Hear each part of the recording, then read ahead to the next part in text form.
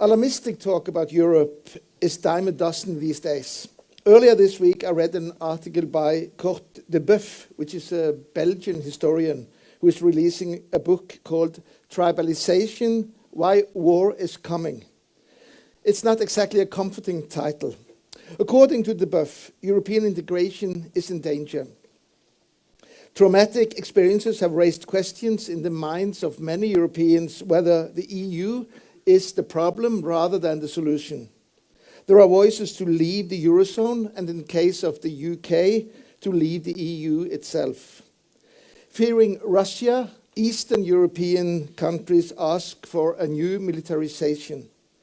Feeling lost and anxious, they go back to the old European tribal ideology, authoritarian nationalism. Nationalist and even racist parties in almost all of Europe are calling for less European integration. For the first time since the World War II, racist mass demonstrations are seen in Germany. This time the enemy is not the Jew but the Muslim, whether he lives inside or outside Europe. The refugee crisis will only make things worse. Tribalization is hitting again in the heart of Europe. It's further weakening the EU internally and externally. It's hard to say how this is going to end, but a disintegration of the European Union may be around the corner, according to de Boeuf. What really troubled me reading this was how difficult it was to refute his analysis. But luckily enough, we now have competent assistants tonight, and we'll try to do that. I know some of my questions will sound impossible to answer in such a short time, but unfortunately, that's the nature of most questions concerning Europe these days. So I'd like to start with you, Geert Mak. When your name is mentioned, like a Pavlovian reflex, people seem to think of Europe. In your famous book, From Your Travels Across the Continent at the Turn of the Millennium, you conclude that the European project will come to a halt if a common cultural, political, and above all, democratic room is not established. 20 years later, how did that turn out, do you think?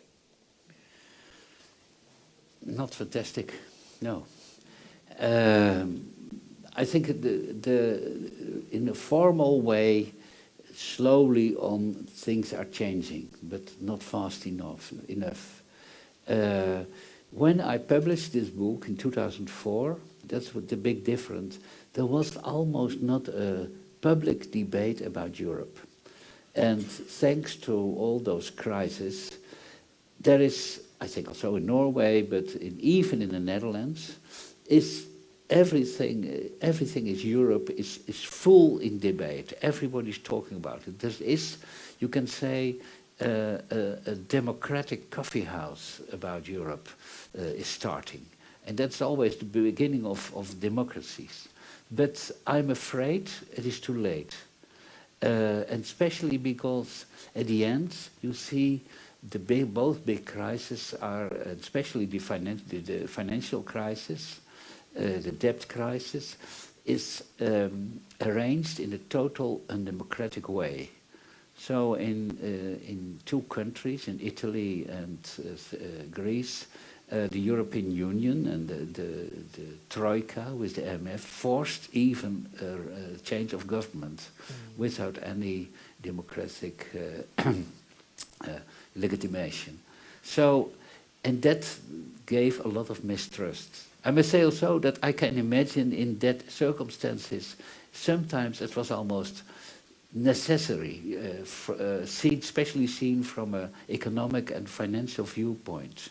But I think also that especially during this last crisis, the government were totally occupied only with the financial problems and forgot the rest. So especially the southern European countries paid a very, very high price, and I think the euro worked at the end not as a way to unite Europe, but as a poison pill. But we can talk about it later.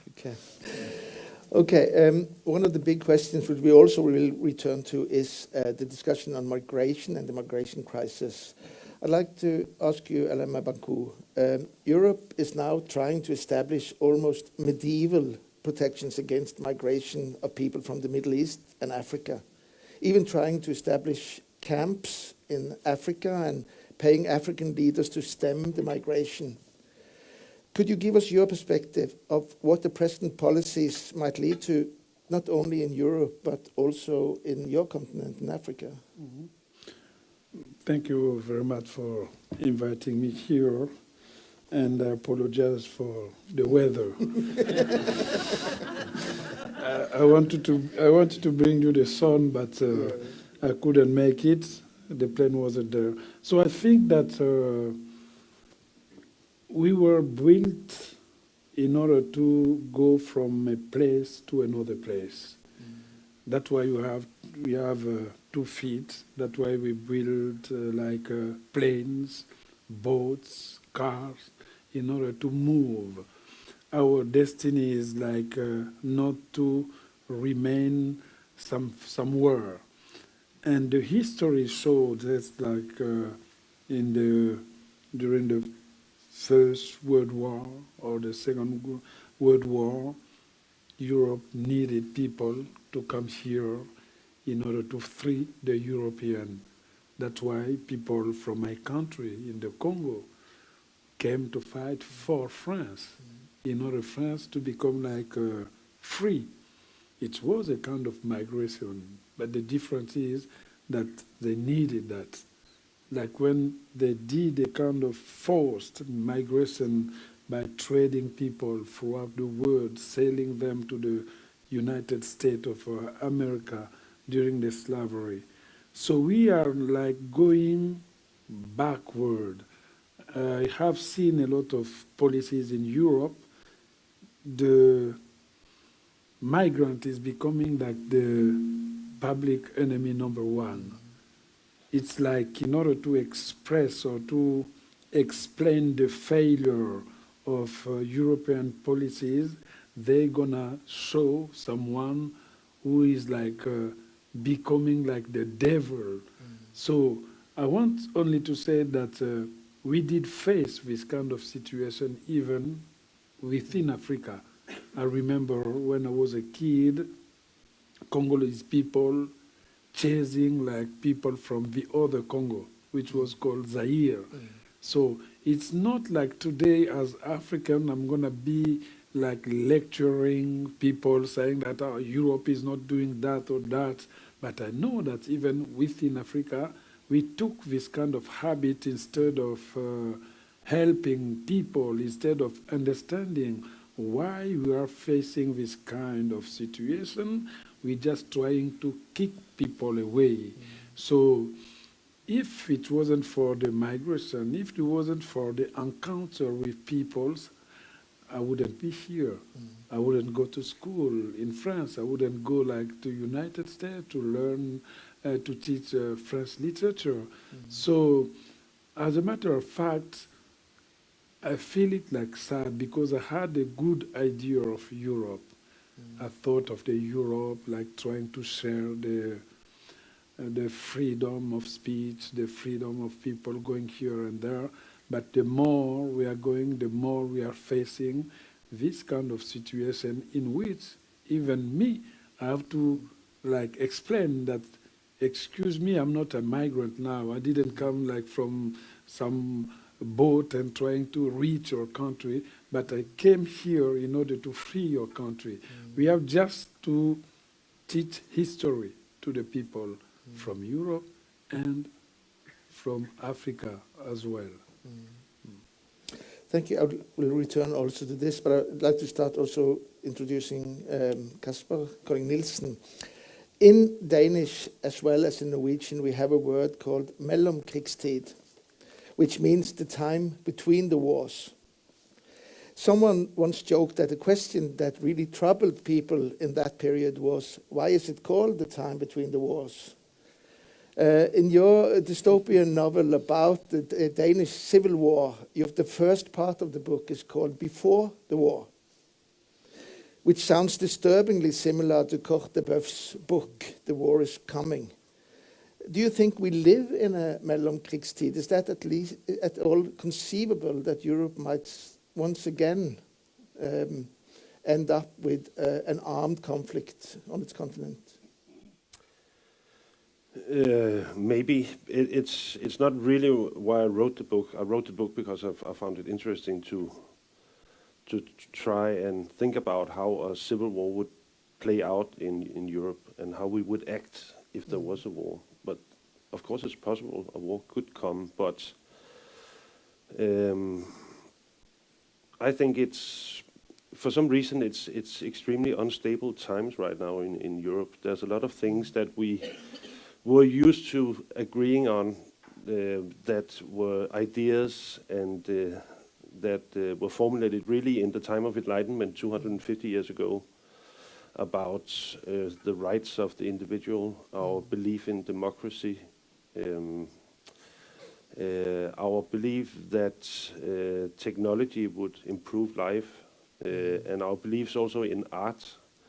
All these ideas are sort of eroding right now, and they used to be the basis of modern society, but these ideas are eroding now. We don't believe in them anymore. And I, concerning the migrant crisis, I think the situation is very grim in Europe because it's been getting more and more intense, this debate in Europe. It's dividing Europe in two right now. And people are hating each other.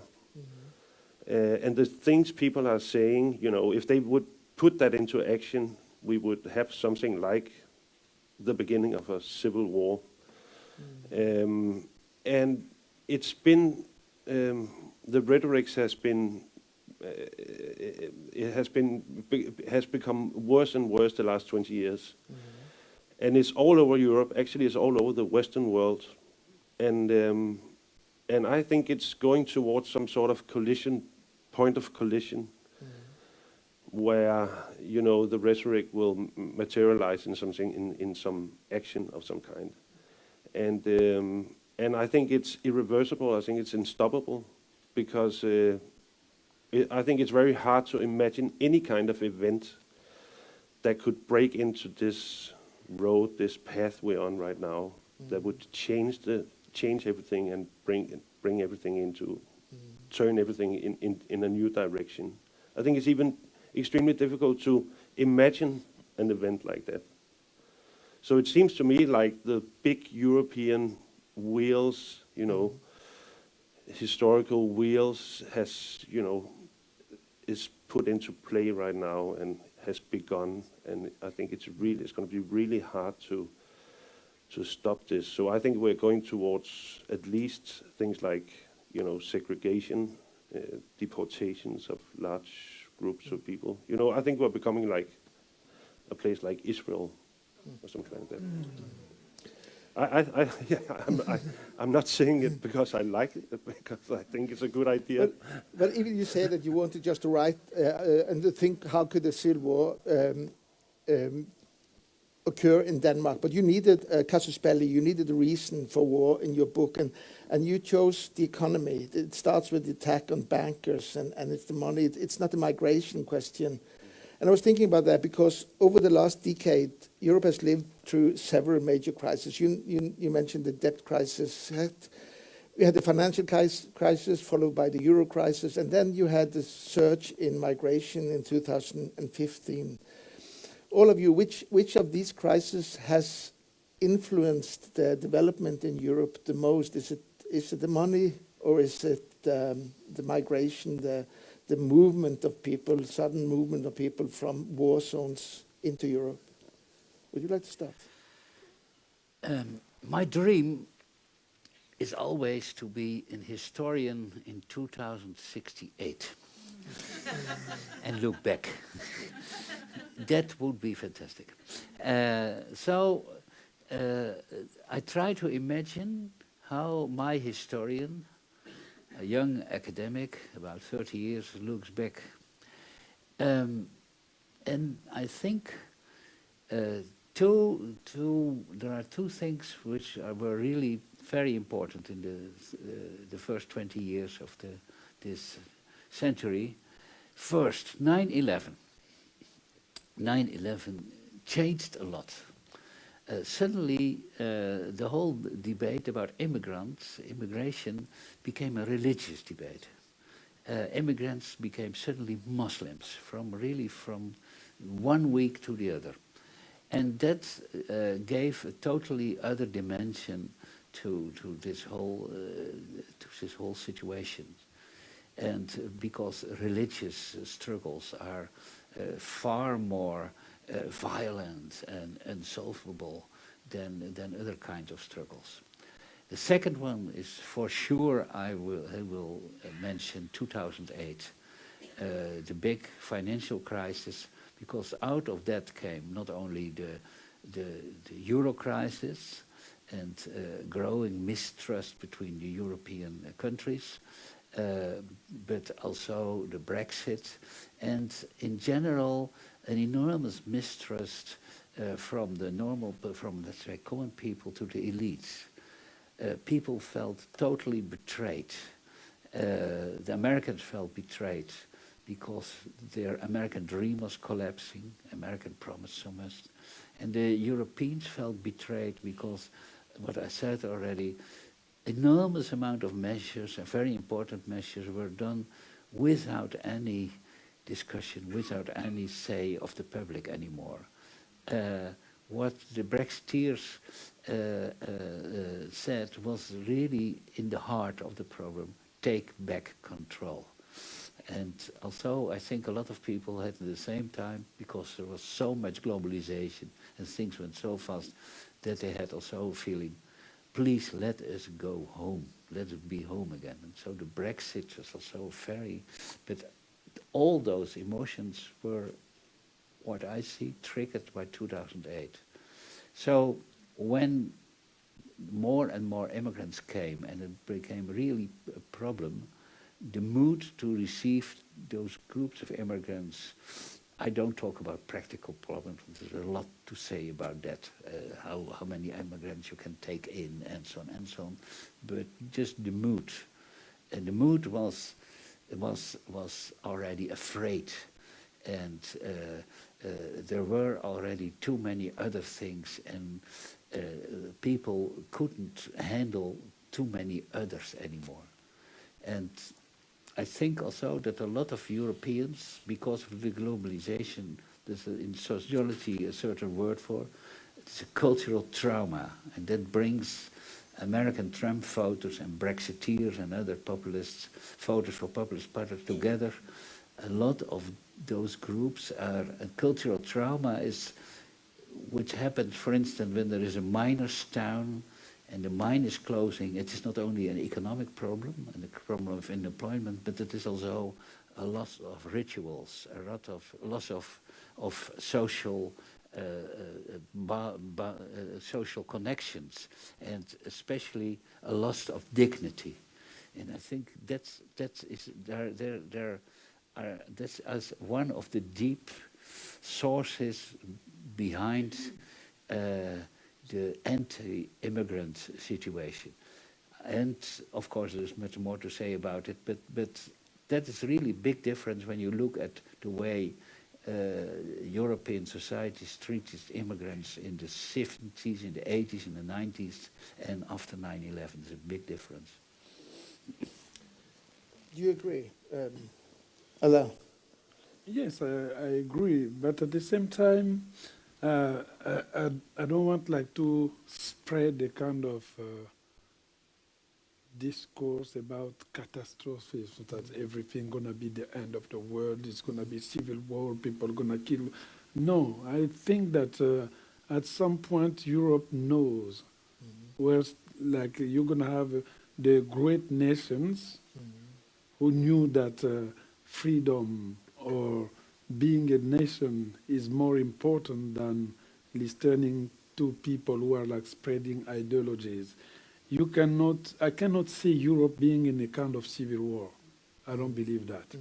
You cannot afford another war which is going to destroy this continent, because I'm still believing that we still have a lot of people who share humanism, who share good ideas, who are going to say stop. And I think that those people are going to be the majority in order to stop any kind of catastrophe. And I like the way we're dividing like the date about 9/11, and I can add for France example that in 2015, when there was like a terrorism attack by Charlie Hebdo, it was like a great date for France history.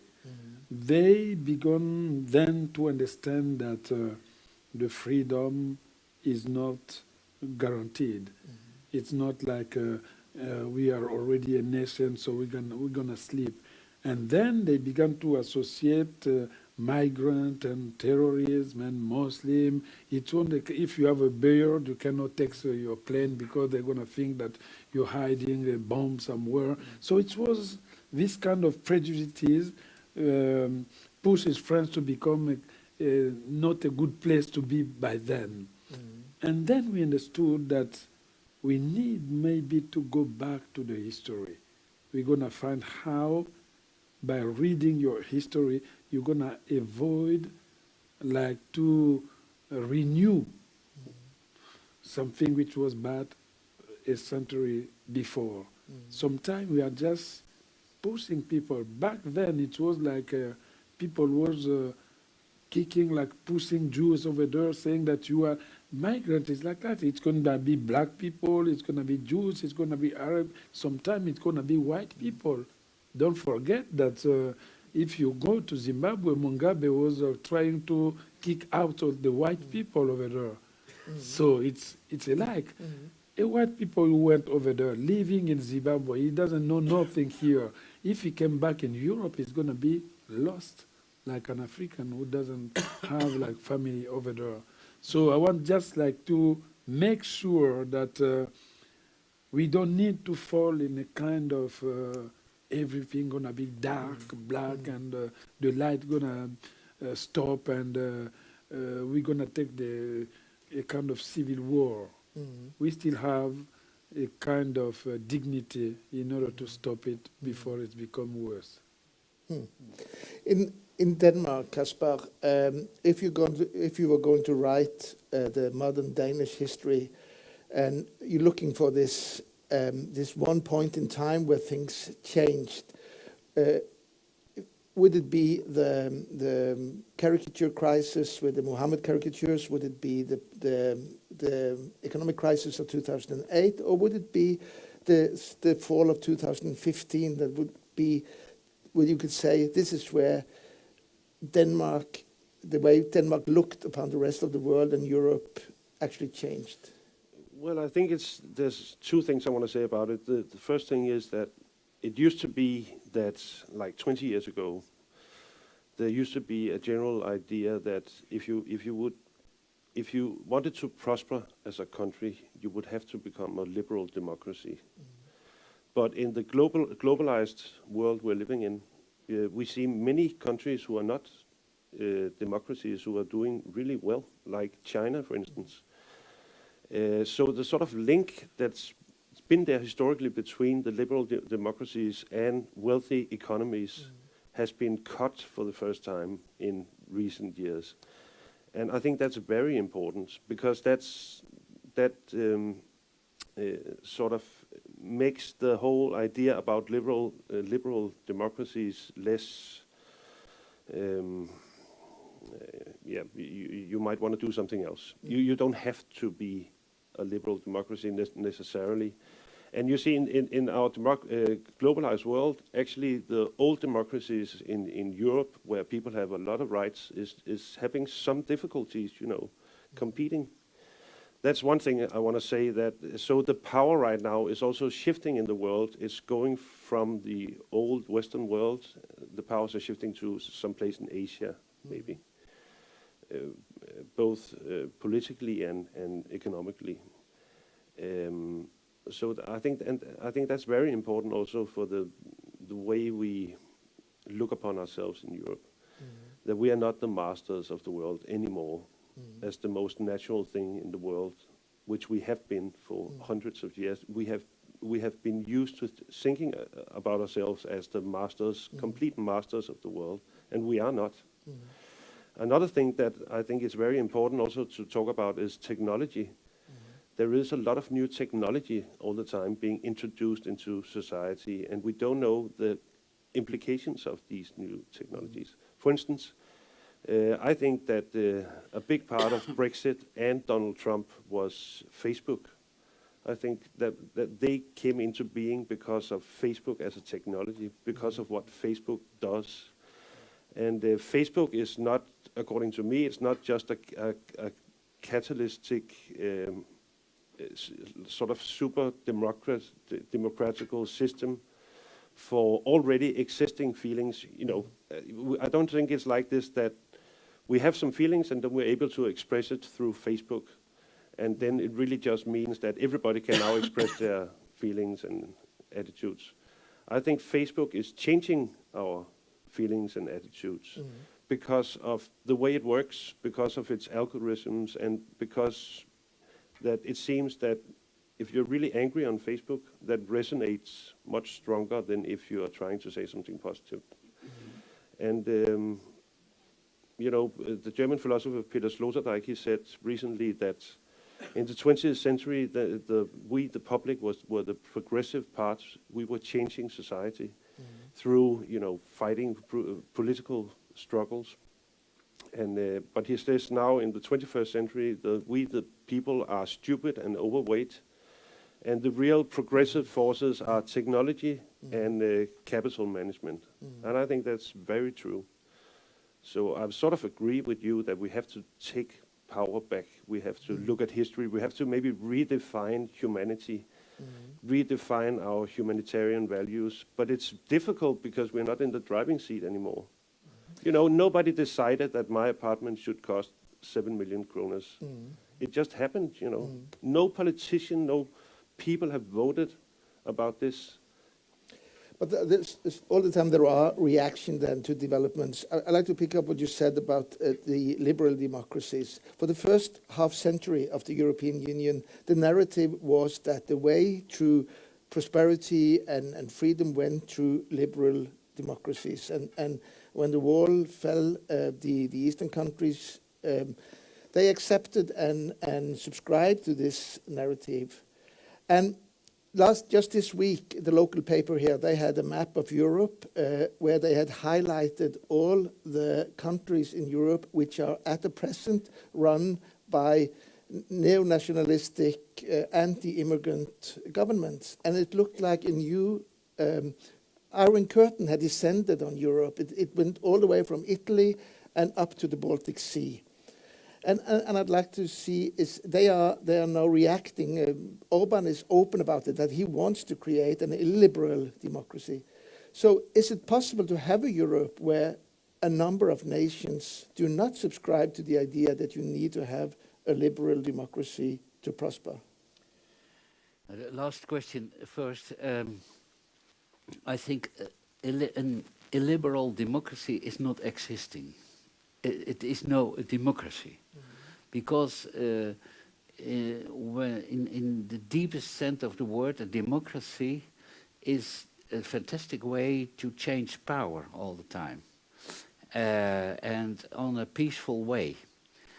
So for a democracy, it's always necessary that the minority feels itself also protected, and can also, because the minority accept also the rule of the majority, because they know that they can take over in a peaceful way power on a certain moment again. And for the protection and for the discussion, and democracy is also big important part is discussion. You need a free press. For the protection you need the free judges, and so on and so on. It is a whole system built around a peaceful change of power all the time. It is always moving. So what Orban wants is a kind of no, it is not indeed, it is an old-fashioned Eastern European dictatorship, and what Orban is organizing is a kleptocracy, just like Putin. It is a big difference with Poland, I must say. Poland is really, they are patriots. The story of Poland is that they didn't, and that is a lot of Eastern European countries. We always in the West thought in '89, with the collapse of the wall, everybody in the East wanted a liberal democracy. No, a lot of people in a lot of countries just want to be free. So the nationalist movement behind it was very strong. And we in the West never wanted to see that. But so when you look at Poland, it is just for instance, the Solidarność, the liberation movement, was strong divided. One part was indeed, they were liberal European, Western Europeans. The other part were just nationalists. So it is always, there has, this whole nationalist movement always existed and was always strong. So I think we have, and there's another thing, we always underestimated, also have always underestimated the effect of the fall, the collapse of the wall on the Western societies. We always looked at the East. But before '89, there was, in whole Western Europe, there was always, the communist system was a kind of alternative. And often in a more soft way, social democratic, socialist. But for instance, in France and Italy, the communist movement was really always strong too. So in the West, everybody has always we had to organize a kind of answer to this challenge of the communist movement in the East. When the wall collapsed, this challenge was gone. And you saw, really, it was already in the Thatcher time and the Reagan time, but you saw whole Western Europe running to a new kind of liberalism, and we call it neoliberalism. So really emphasis on free market, on results, and so the whole other way of thinking about society, not only about economics, about society. Eastern Europe, especially Russia, was reorganized on that way. In Russia, it became a really disaster. And the Russians are still traumatized because of this chaotic 90s. But also in Western Europe, I think Norway is a little, Scandinavia went a little bit out of the way. They have still, we say the Scandinavian model. But in Germany, in Belgium, in France, and especially in my own country, the Netherlands, the whole mentality and the whole way of thinking changed. So we had, and also in Great Britain, we had a lot of privatizations and so on and so on. And normal people had a good life, but it became often more difficult because, for instance, job security vanished often, while the top 10% became also a new cast of managers, of people who really took the possibility of all those privatizations to become very rich. So you saw the society also, you saw it, the diversion became bigger. So, and I think this neoliberalism, at this moment, we are at the end of this phase. And you see this populist movements, you see everywhere, have often they talk about immigrants, often about Muslims.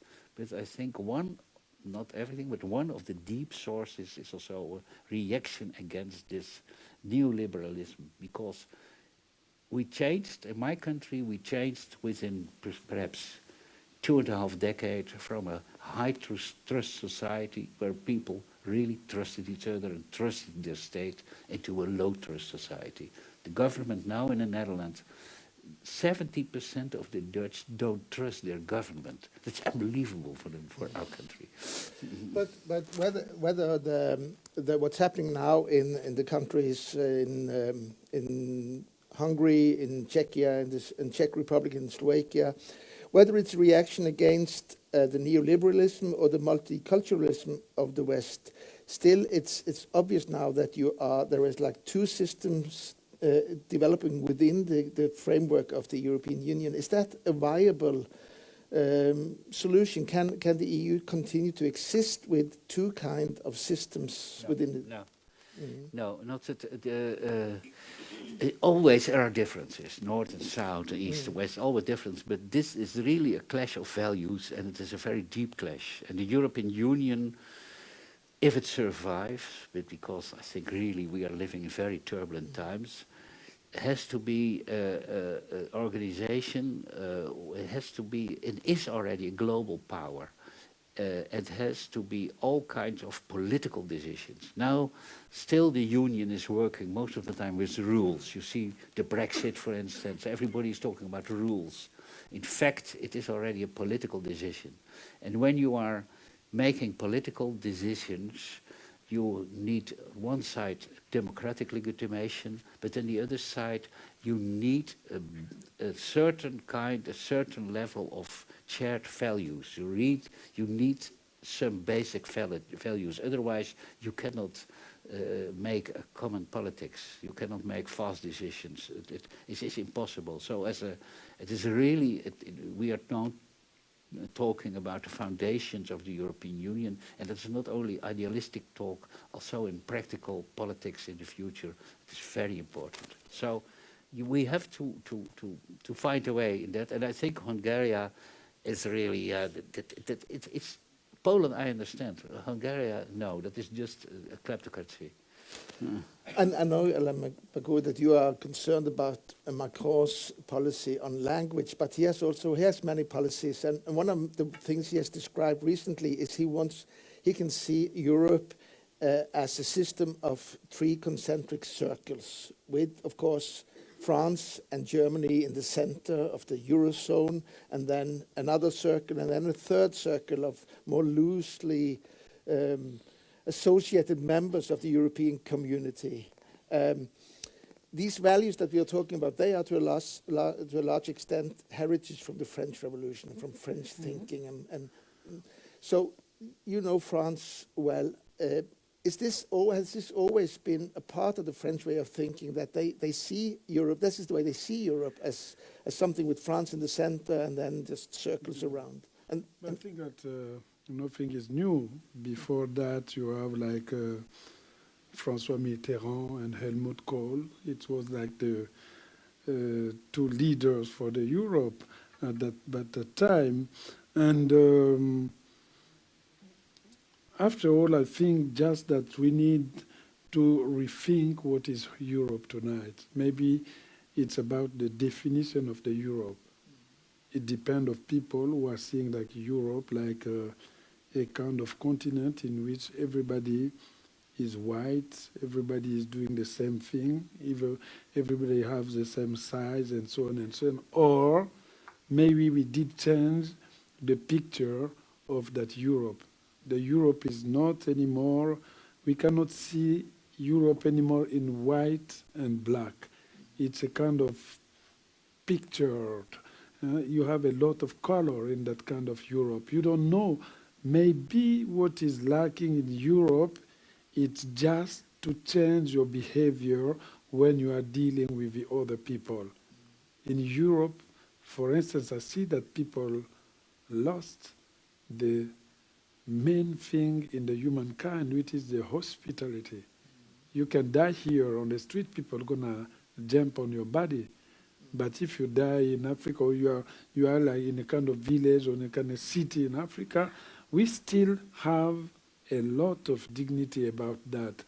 We need to like add, above all economic problems, social problems, we need to add more like, it's going to be irrealistic to say love, but James Baldwin said in his book, that I read,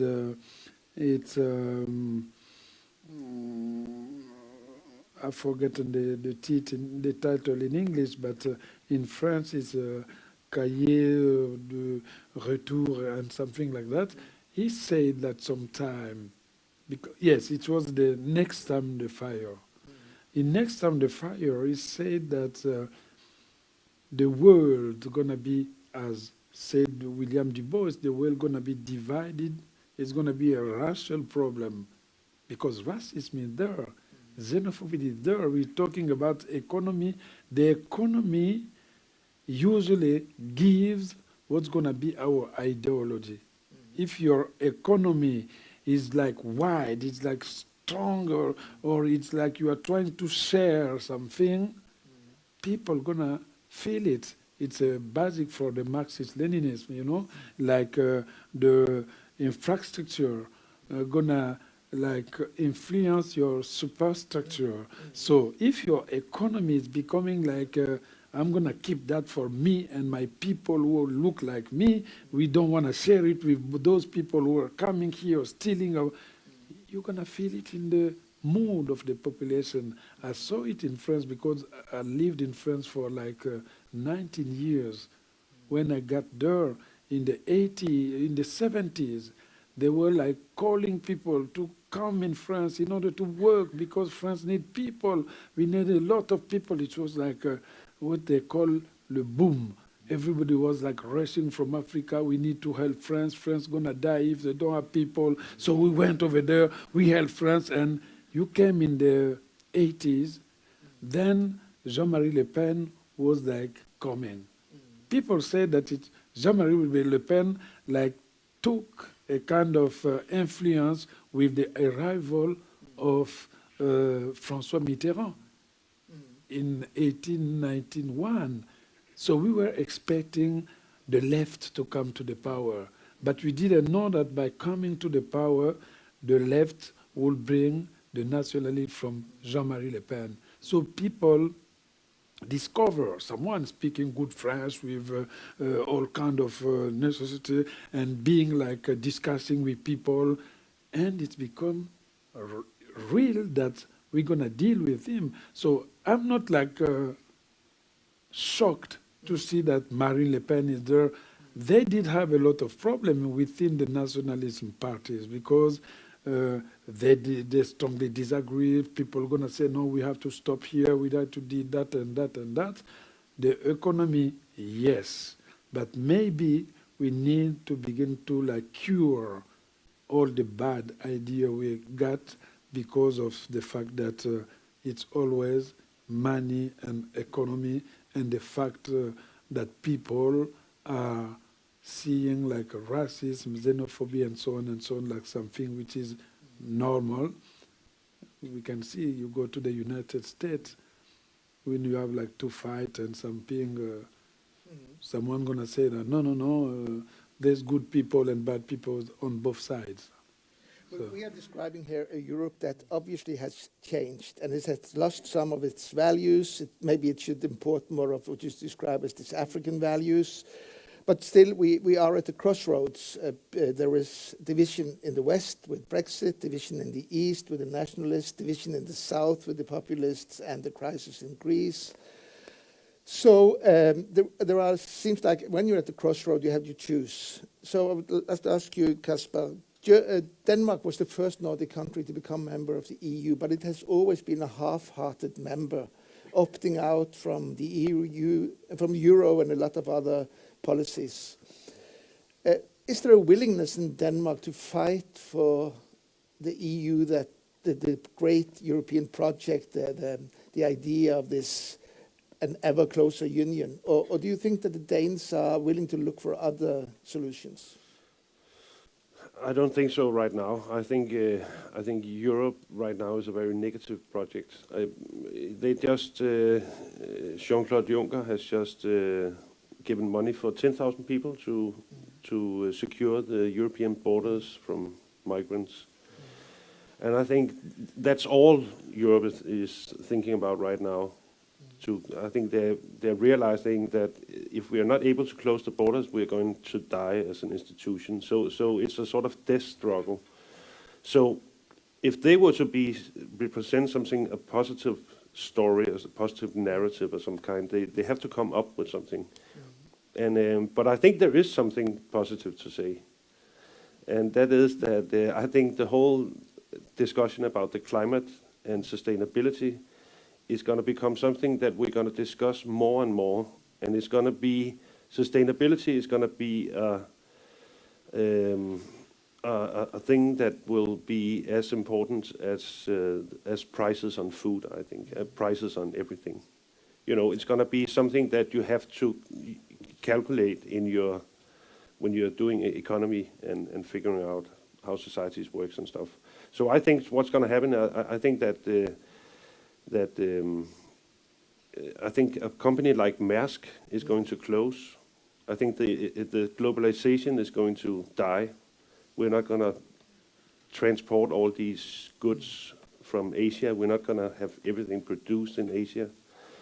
I think that's going to stop because it pollutes too much, these huge ships. So I think production is actually coming back to Europe. You know, more high tech maybe, but still production is coming back in a really big way, which means, you know, jobs for everyone, and maybe that we then again need people to work, you know, somewhere in industries. But I think that could be a very positive thing. Do you agree that the climate change and the struggle for sustainability has the potential to create unity where you have had all these fractions and splits? Oh yeah, there are a lot of reasons to be, with all the problems, to be pro-European Union. But for me, it is the climate problem is reason first till 10, because it is the biggest problem, and it is it's a problem you can only solve not, but you can only attack together. I think the European, when then there was not a European Union, we should have invented it now, just to attack the climate problem. And it will be more urgent, I think, more and more. And for instance, just yesterday, But do you think the politicians are going to be the ones who are, for instance, let's say you want to make a CO2 tax? That would never happen in Europe because nobody can figure out what that's going to mean to all the economies. What is that going to mean? What effect would that have on the BNP on Holland and stuff like that? We have to, in my country, but perhaps we are in that way an exception. They expect already, they have just yesterday published a new report. They expected higher, that the sea level will be 2 meters higher in just at the end of this century already. 1.5, 2 meters, and perhaps even 3, and at the end of the next century, even 5 or 8 meters, and then really Amsterdam is underwater. Even the Dutch can pump and dry then. So the feeling of urgency is, they pay really already enormous amounts of money, and especially the last years, the strong feeling of urgency. For me, it's more the problem that at the moment you see in politics, and I think also in that the problem is individualized again. So we are all putting now, and perhaps in Norway it is the same, put solar cells on our roofs and isolate our homes and so on and so on, while the big polluters are big industry, of course, but also the farmers. And they have much better lobbies than normal citizens, so they can keep away a lot of. In that way, you are totally right. The power of these lobbies is very strong. So it is a big political fight. So what you're saying is that the solution will not come from the political system, not from the politicians. It will come from where? From the grassroots movements or from consumers. I think consumers and you know, capital funds, stuff like that. You know, capital funds are already investing more in sustainable products and companies not because they necessarily are very much concerned about the rise of the sea levels, but because they think it's a mega trend, because they want to make money.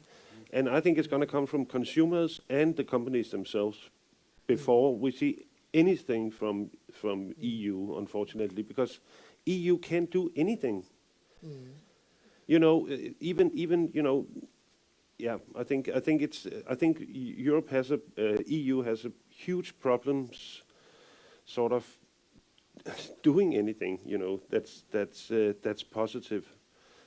It's very difficult for me to see, you know, what it should be they could come up with, you know.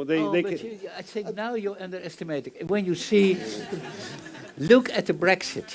It is really, the Brexit is very interesting because you see suddenly all those thousands of measures and rules and everything, which, because one part is pulled out, so you see suddenly how many rules, measures, and so on are already working in Europe. And I agree totally with you. It is not enough, but on national, in some way, you can force countries from European Union, not always, to do something. And on national level, I think, in my view, the problem is more on the national level. When you travel through Spain, for instance, you see almost never this solar, how do you call that, panels on the roofs, because by good lobbying, the big electrical concern of Spain has introduced, or they have under their influence introduced laws that it is forbidden to store electricity and so on and so on. So it is blocked. When you travel through Hungary or Poland, everybody is still, wood and stoves are very normal. So really on national, and nobody talks about energy and so on and so on. So on national level, that is really a big problem, and I hope European Union can bring this problem over to the national level. Just one thing. Sorry, I'm just going to speak, but just one way. The only way to be progressive right now for Europe, for EU, is to do something about the climate, and they're not going to. And that's complete hard evidence that they're not able to do anything. I'd like to Mabanckou, you come from the continent hard hit by the changes in the climate, and you live, as I understand, in America, which just pulled out of the Paris Agreement. But still, if we are going to solve the climate problem, it's not a European question; it's a global question. So who will be the leader? Who will be the locomotive when you have the US pulling out of the joint effort to change course, and you have a divided union with politicians who care about everything else? So who will take the leading role in this process? That's very difficult to see who's going to take the lead. As I'm listening to that, Europe is not in the driving the car. Europe is back in the back seat of the car. And as a matter of fact, we're not going to trust some of the countries in which even to respect the freedom of speech is a struggle to do so. I think that maybe the countries who gonna reach this kind of leadership in saving our planet gonna be those countries who gonna lead the world. It may not be the United States, or it can be the United States. Donald Trump is not there forever. Some days he's gonna leave. So let's face the reality. Instead of changing all of a sudden the constitution, like often do African presidents, they change in order to stay there for 40 years. So as long as it's going to be election over there, we need to keep hope. We need to find a way in which America going to be there to counter Russia, Russia going to be there to counter France. We need those kind of leadership, but at the same time we need the emerging countries, because the emerging countries is difficult to set the rule.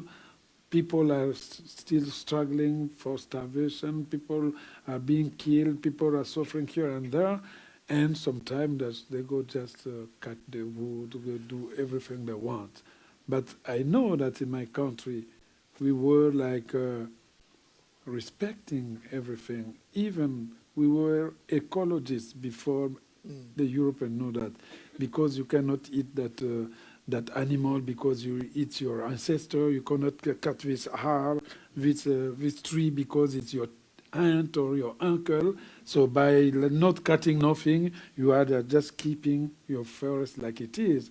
And then come someone from Europe who need to have a little cold during the winter, cut the wood, bring it here in order to do. So climate, yeah. once again, you're saying that Europe could actually learn from Africa how to solve some of its strong problems. Today. Yes, Yeah. I'm trying to say that, but at the same time, Europe often go there in order to destroy which can save us. I think that if you go there, you take something from Africa in order to serve the world, the African gonna applaud. But if you take that in order to bring it in your house and to sell it again to the African, it's not a good deal. Geert Mak, when we can hear here that obviously everyone needs leadership, also Europe. When I interviewed you 6 years ago, you said that Europe needed a Franklin Roosevelt, someone capable of pushing through the New Deal that Europe desperately needed then, 6 years ago. Do you still hope that such a figure can appear on the European scene, and where could she or he come from? Do you see any signs that there is leadership in Europe? I think people are really desperately looking for leadership. Yes, everybody embraces Angela Merkel. She is not a holy virgin or something like that. She has she has her faults and her mistakes, but the way people are talking about Angela Merkel, you see that people are really they are looking for a kind of leadership. Even left-wingers love her. So that's very interesting. Must honestly, yeah, Macron is another way of leadership, and he came up rather unexpectedly. So the only thing, and also when you look at the example of Roosevelt in the 30s, he was there already a bit, but really he when he became president, suddenly he fell into his role. Nobody thought beforehand that he would manage in his way, and also made a mistake, but so he managed the crisis and gave new spirit to America in the 30s. So what I want to say is part of you hope for solutions is also that you hope for surprises, and especially with the leadership, and they can come. But there's another thing, and that is we have to be more a civil society. Your book, and I'm very curious to your book, is really what happens when the whole civil society collapsed. And I'm a little bit less pessimistic than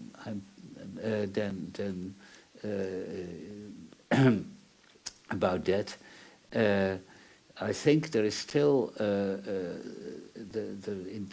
when I look, for instance, at my own city, but also in cities like Berlin and Paris, there are tensions.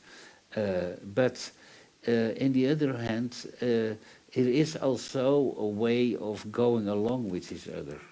And Amsterdam is really I think more than 1/3 of the population are immigrants now. And Amsterdam has been always an immigrant city. And they are part of the dynamics of the city. And the city, there are always small problems between people, but it's in the neighborhood, but there are no big tensions. So perhaps in Denmark the situation is different. I can imagine that. But a lot of big cities in Europe, still a kind of civil society is existing, and people living next to each other, working together, studying together. It's just the fabric of normal life that is very, very strong. But I must say too, the easy years are over, yes. I'm glad you mentioned Merkel, because we can't speak about Europe and European unity without mentioning Germany. And Kaspar Colling Nielsen, Denmark, you have a long and mixed history with Germany in Denmark. Germany at the moment is in a situation it hasn't been before. It has simultaneous disputes with Russia, with Turkey, with the US. Merkel is weakened both by the results of the last general election and by the infighting within the union. And just today, there was a poll out where for the first time, Alternative für Deutschland was the second largest party, larger than the Social Democrats.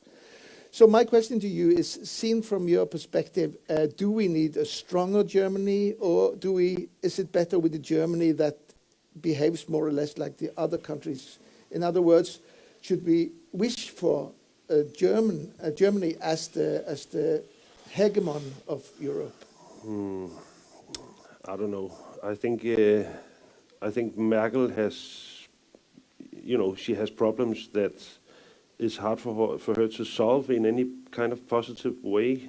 I think she might want to take more refugees, but she can't, because then another president would take over and she'll lose power. And I think that's the same with Europe right now, with the EU, that it's very negative. It's all about survival, and it's not an exciting project that people want to be a part of. Not even the countries like Serbia, they don't necessarily want to be in the EU, because it's not an exciting project. It's not a progressive project. Nobody knows what the EU is supposed to do, and I wish that the EU would play a positive role in, for instance, concerning the climate changes, but I don't think it's not going to happen. The negotiation for just the Paris Treaty is very important, and of course we don't know sure what will come out, but it's very important. They were done most of the time by the European Union. They were very important in that. And you're talking about Serbia and Bosnia. I was there just last summer. Everybody's praying, please, let us be a member. I think you underestimate the soft power I know of people Europe. from Croatia said when they joined, it was like coming to the party at 2 o'clock at night when half the people were drunk and the rest had gone home. Isn't that the fact? That's the way the Balkan countries... Just to address this, because I was at the university in Belgrade and discussing this, and it's half, isn't it? The nationalists in Serbia are getting stronger when everybody experiences the EU as weak and not progressive. So it's bad for everyone, They feel betrayed. I'm all for the EU if they can, get their shit together and do stuff, But Geert Mak, should we It have just seems impossible. a stronger Germany or not? We have to accept the reality. That is the whole thing. We have nothing to wish. Germany is at the moment the strongest country of Europe, and has slowly, the Germans were very afraid of that. So, like Juscha Fischer a few years ago said, I can have easy a conference organized in London about leadership in Europe, but not in Frankfurt, about Führerschaft.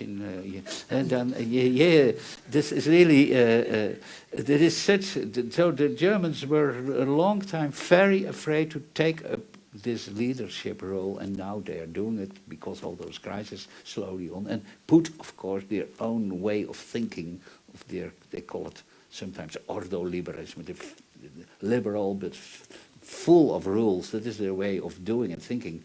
They put it over whole Europe, and that gave us, of course, a lot of resistance. So they are ruling in their own way, but they are ruling. It's a fact.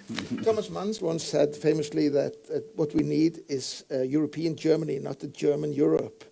So where are we now? Are we heading towards a German Europe more than having a European Germany? There's still a European Germany, yes. And there's always fighting in between. Yes. But for instance, the Brexit is, of course, also this whole European balance between the big powers and big countries is out of order now because of the Brexit. We should have talked a lot about Brexit, of course, but now I see time is running out, and I would like to wrap it up, to challenge you all. If we meet here in 10 years' time, will we still have a European Union in more or less its present form? If yes, what will save it? If no, what will break it? Start with you. I think we will, and I think, but it's not going to be because of the EU. It's going to be because, you know, I think things are going to change in their favor. Because I think that we are going to stop transporting all these goods from Asia to Europe, and a lot of production will come back to Europe, and that will empower Europe. That will empower European politicians and empower the EU. But EU would have done nothing to deserve this.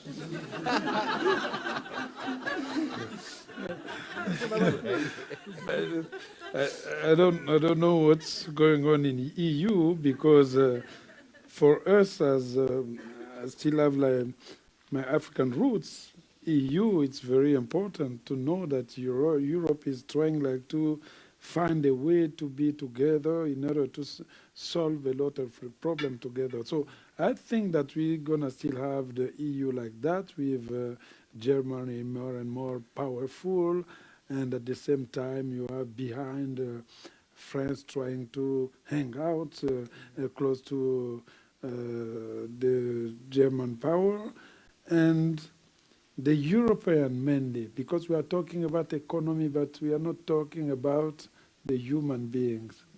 What will be the face of the European in the next 20 or 30 years? Is going to look like a German, or like a France, or like the Hungary, or like between? Because we talk about the globalization of the economy, we didn't talk about the globalization of the culture. More and more. Yes. You see, if you see like the German team, they are becoming like allowing a little stain of color somewhere, which wasn't the case like 50 years ago. Everybody was white.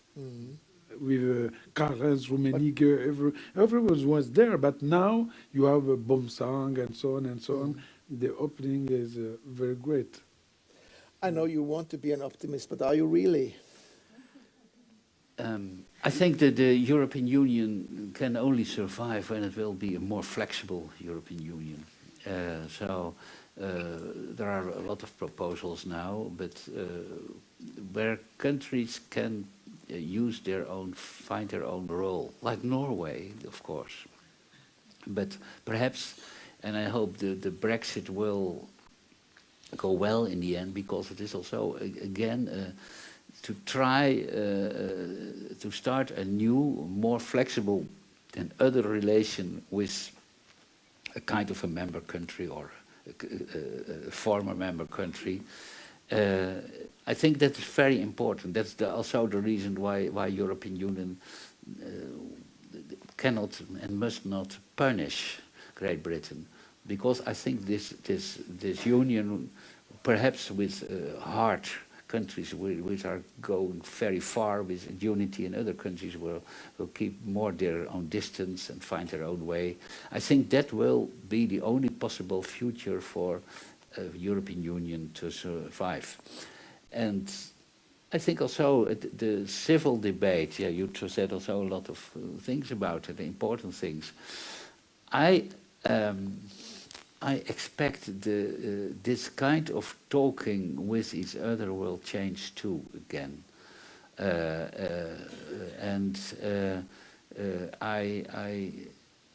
I hope and I expect that there will be a reaction indeed to produce more local, to think more local, to make the things which, let's be together, being together more important.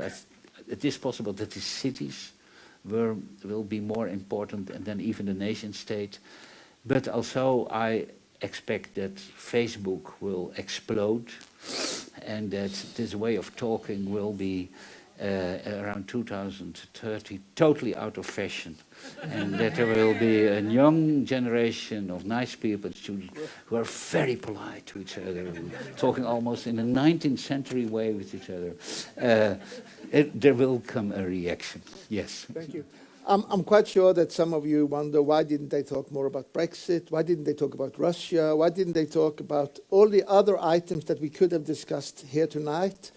But I'm sure you also know that these discussions will not go away. Europe is at the crossroads and will have to discuss, and Norway being both inside and outside at the same time, what happens in Europe also will affect, of course, Norway in the same way as other countries. So this is just like a teaser. There will be many, many, many more discussions like this. I just want to thank the panel for giving very good input into these discussions, which we all can take back home. Thank you very much. Thank you.